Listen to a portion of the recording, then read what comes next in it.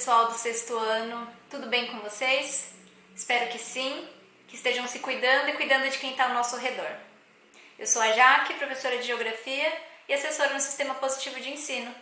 É mais uma semana que eu estou com vocês no programa do SPE com você, que são os vídeos que a gente tem preparado semanalmente para você acompanhar seus estudos aí de casa.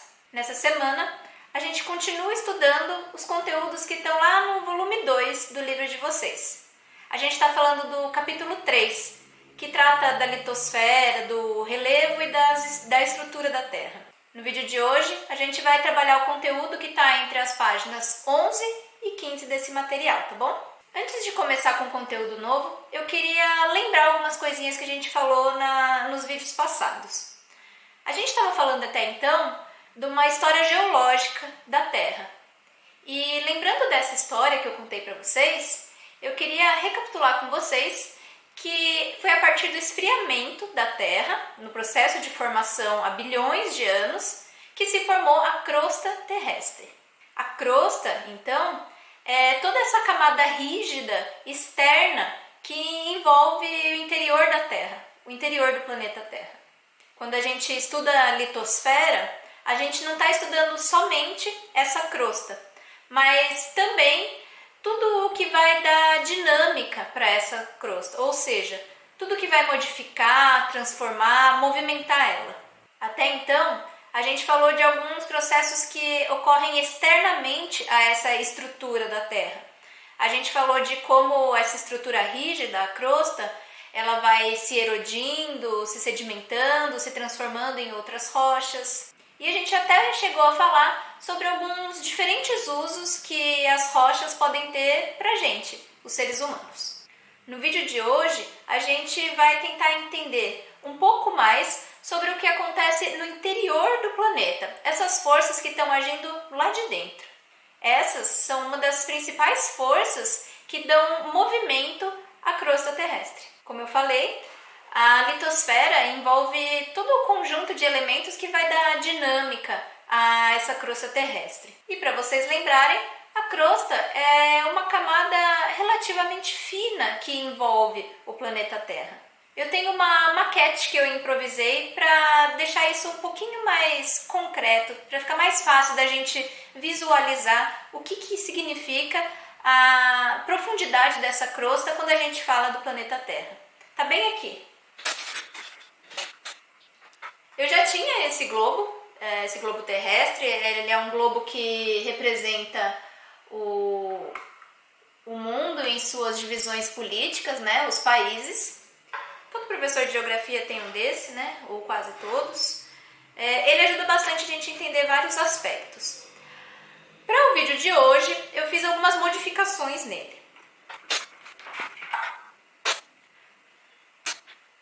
Agora eu vou pedir para que vocês imaginem como é o interior da Terra. Imaginem que essa é uma representação do globo, né, do globo terrestre, e como será que funcionam as camadas dentro da Terra. Para isso, eu vou mostrar a modificação que eu fiz. Peço que vocês imaginem esse corte como se realmente a gente tivesse cortado o planeta Terra ao meio. Aqui estão representadas as camadas internas da Terra. A gente tem em amarelo uma parte que seria a representação do núcleo terrestre, em laranja e vermelho a transição entre o núcleo e a crosta, que é o manto, e aqui o plástico, que é o próprio plástico do globo que eu tenho, representando a crosta terrestre. Então observem como é estreita a crosta terrestre em comparação a toda a profundidade do interior da Terra. Se a gente quisesse fazer um outro tipo de comparação, a gente poderia dizer que a crosta terrestre é como se fosse a casca. Imaginem um ovo, por exemplo, uma casca bem fininha envolto de toda aquela estrutura interna que é mais viscosa, que tem movimento. Vocês já devem ter observado, por exemplo, no ovo cozido, que a gente consegue quebrar a casca sem que, de fato, a gente encontre o que há no interior do ovo. A crosta terrestre funciona mais ou menos da mesma forma, é uma metáfora, tá? Mas esse exterior rígido que vai envolver o interior da Terra, ele é todo quebradinho, como se fosse essa casca de ovo quebradinha. Cada uma dessas partes quebradas, quando a gente está falando da crosta terrestre, a gente denomina por placas tectônicas. Então a crosta terrestre é uma estrutura rígida quebrada em pedacinhos chamados placas tectônicas. E sobre toda essa estrutura rígida estão os mares, os oceanos, os lagos e todo o relevo continental que a gente já falou até um pouquinho nas aulas anteriores. Essas placas tectônicas, elas, como eu disse, vão se dinamizando com o tempo, vão se transformando, se movimentando. Atualmente, as placas tectônicas, elas se constituem mais ou menos localizadas e na extensão aproximada de uma ilustração que há no livro de vocês, na página 11. Olhem aí. Nesse mapa, o planisfério, placas tectônicas, vocês conseguem observar em vermelho os limites das placas tectônicas. É um planisfério que, ao mesmo tempo que demonstra a representação política do espaço, né, a divisão dos países, também demonstra essa divisão geológica que ocorre na crosta terrestre. Como eu disse, a placa tectônica é uma estrutura rígida e é sobre ela que estão as águas. Ou seja, existem partes das placas tectônicas que estão cobertas por água e outras que não estão. Então, pessoal, o fundo oceânico também é uma estrutura rígida que compõe a placa tectônica. E é o conjunto das placas tectônicas que vão se movimentando, se transformando, que compõe a crosta terrestre. Para entender um pouquinho melhor de como ocorre essa movimentação toda, eu vou contar uma história para vocês. É a história de um cara alemão chamado Alfred Wegener. Alfred Wegener. Alfred Wegener. Alfred Wegener. Alfred Wegener. Alfred Wegener. E ainda foi no comecinho do século XX que ele suspeitava que ocorriam esses movimentos na crosta terrestre. Ele ainda não chamava isso de placa tectônica. Tem uma imagem desse rapaz aí no livro de vocês, na página 12. Olhem aí. Até que é bem afeiçoado o moço, né? Bom, naquela época, a ciência sabia muito pouco sobre o que ocorria no interior da Terra, como que eram as estruturas. Não havia tanta tecnologia para se desvendar o que ocorria. Mas o Alfred, esse cara que era bem inteligente, ele suspeitava e criava várias teorias a partir de análises que ele fazia. Essas análises compreendiam as rochas, fósseis e até estudos sobre estruturas geológicas que eram bem semelhantes, mas que ocorriam em lugares muito diferentes no globo terrestre.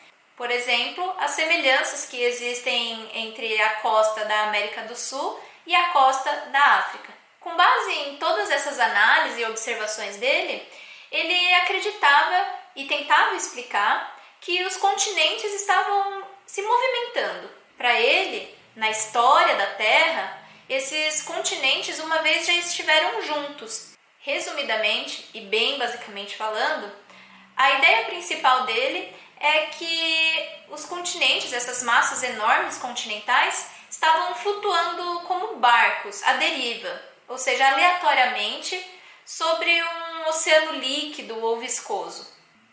Essa teoria que ele criou e que assumia que os continentes se movimentavam aleatoriamente sobre o manto da Terra, sobre o interior terrestre, é denominado teoria da deriva continental. Foi só depois da morte do Alfred, com o avanço tecnológico e o avanço da ciência, que passou-se a compreender um pouquinho melhor como funciona o interior da Terra.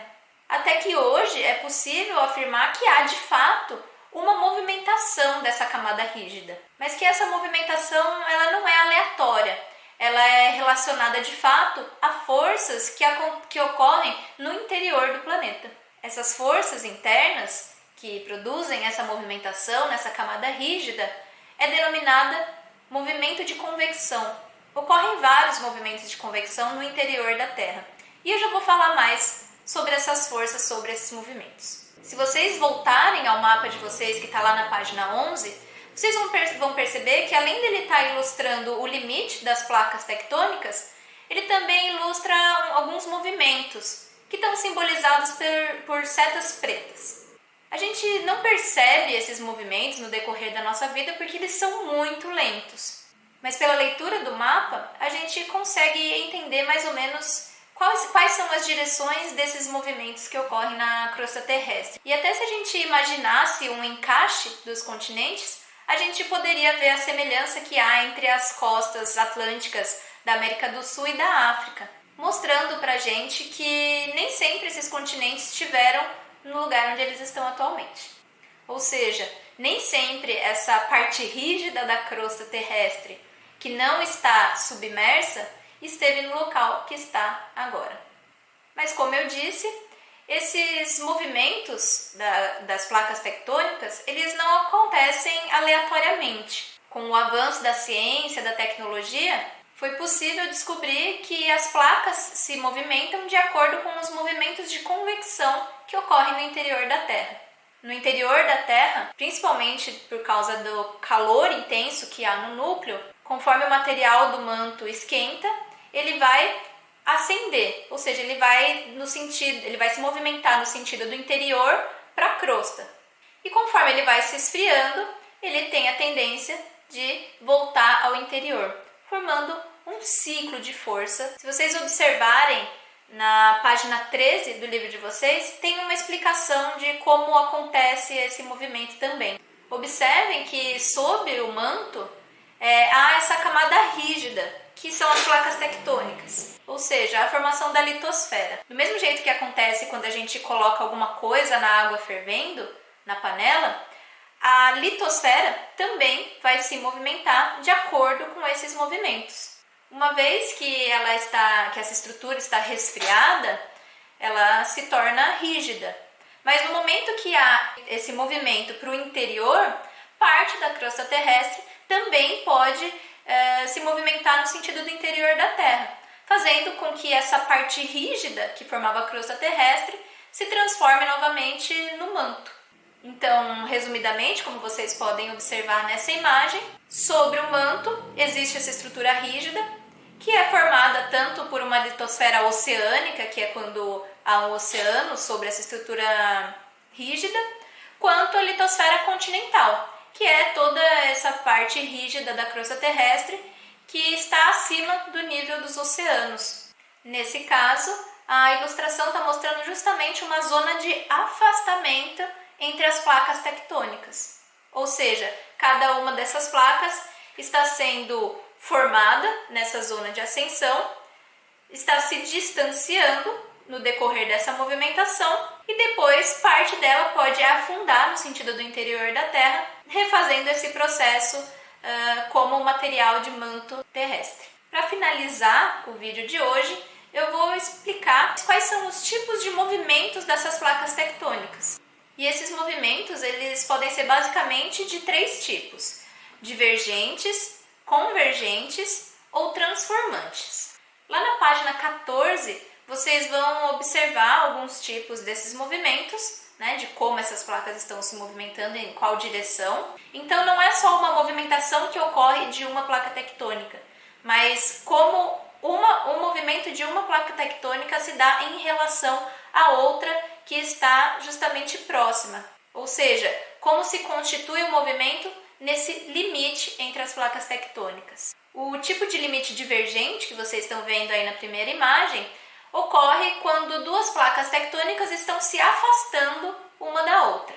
À medida que essas placas tectônicas vão se separando, vão se afastando, o limite entre elas vai se rebaixando, ou seja, o que há ali de estrutura sólida, como rochas e solo, vão se rebaixando à medida que os movimentos de convecção que ocorrem no interior da Terra vão afastando elas, formando um vale de afundamento, como vocês podem ver a partir da etapa 1 aí da imagem do livro de vocês. A A partir dessa movimentação e da abertura dessa fenda que ocorre nessa zona de afastamento das placas tectônicas, passa a se constituir uma nova crosta, ou seja, um novo material rígido vai se formando aonde há a separação dessas placas tectônicas. E é isso que vocês conseguem observar a partir da etapa 2 e 3 na ilustração da página 14 do material de vocês.